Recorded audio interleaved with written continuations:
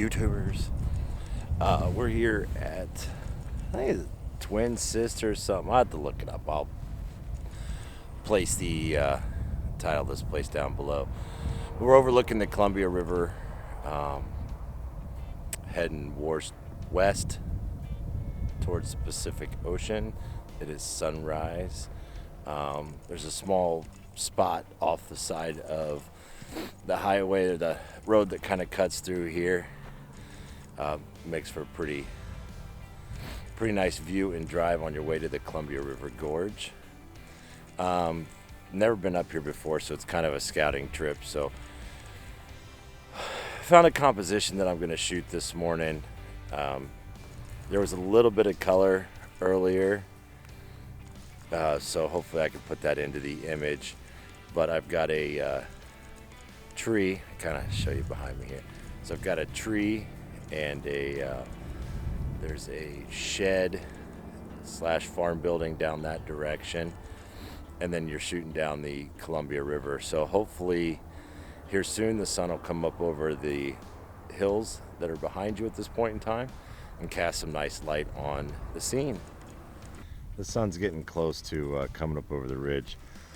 My hope in taking this is when the sun comes up, it won't be obstructed too much by the clouds, and we'll start hitting the faces of the cliffs to kind of give it some texture and some depth.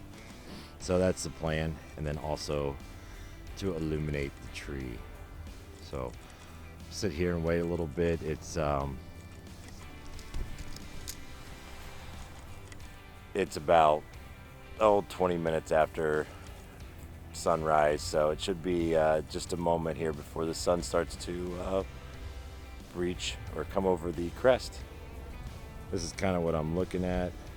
We'll kind of get in here closer and see if we can look at the screen and see what's going on.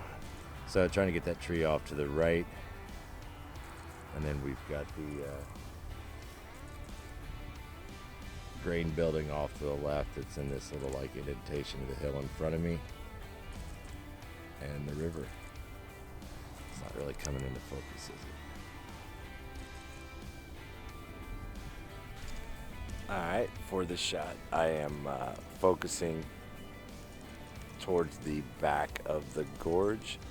I'm at f10, 4 seconds, so I will vary the f-stop and the shutter speed some depending on what I want to be in focus. If I want some motion, it's pretty hard to get some motion in this river. It's so wide and so big. So I will be blending several exposures together for this.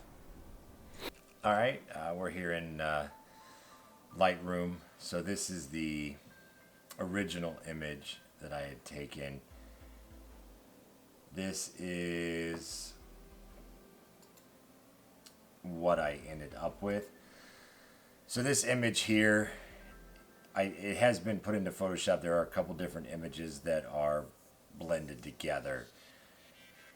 My thought process in doing this image is I wanted to try and get first light. You can kind of see how the shadows are long. So I've got sun just coming up off to the left. I wanted it illuminating the tree to some extent. I was looking for a little bit more, some light in the tree, but not as much in the ground. But the tree's still short, that the first light doesn't really hit it. Kind of hits it all at the same time.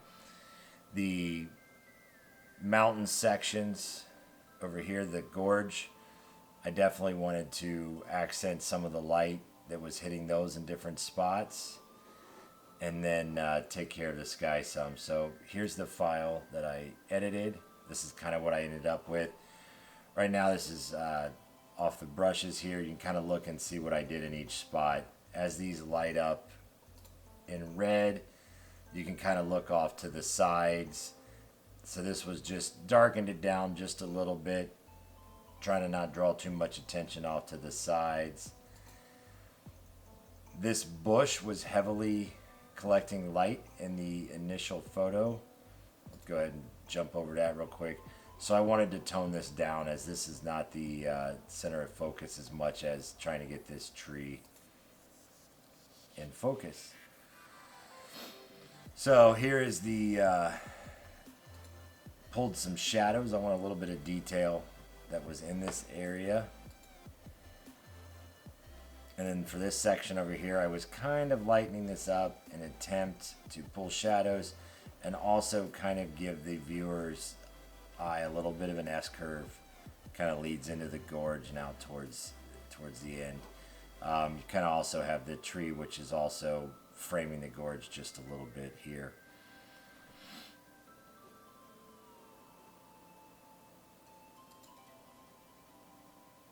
This area in here I wanted to darken, just try and create a little bit of contrast, a little bit of dimension to get this image to pop some.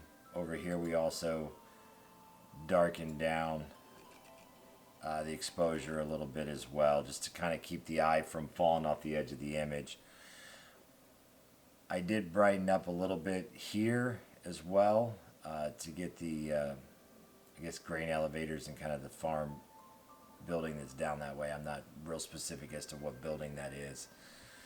So, and then here is some other areas that I hit with some exposure to highlight them. I wanted to bring out a little bit of light just to create some depth in these images. I wanted to showcase the farm, like I had said before, just a little bit more.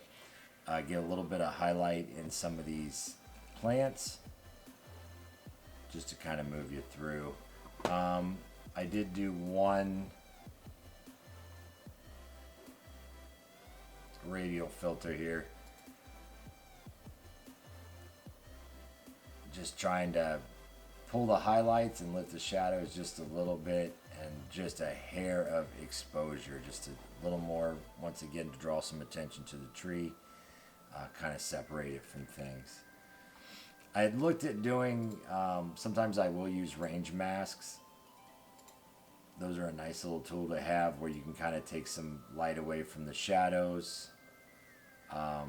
If you're getting the highlights too much in the sky, you can kind of pull it down.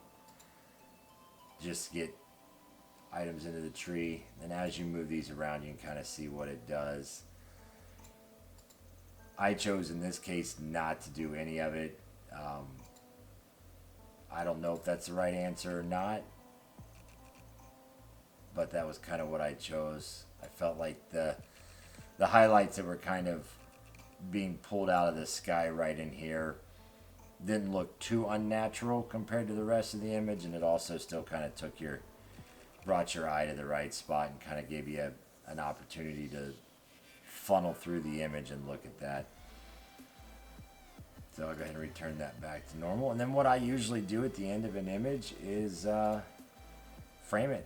I like putting the borders around it. I use that a lot. I kind of started doing that with Instagram just because everything's a 1x1. So I can do my images that are not in a 1x1 crop, kind of put a frame around them and get them to fit into it.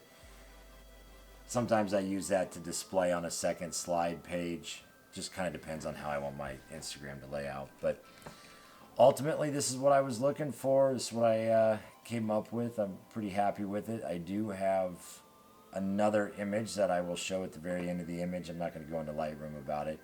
That actually does have one of the twin sisters in it that I posted that I will also show at the end of the image.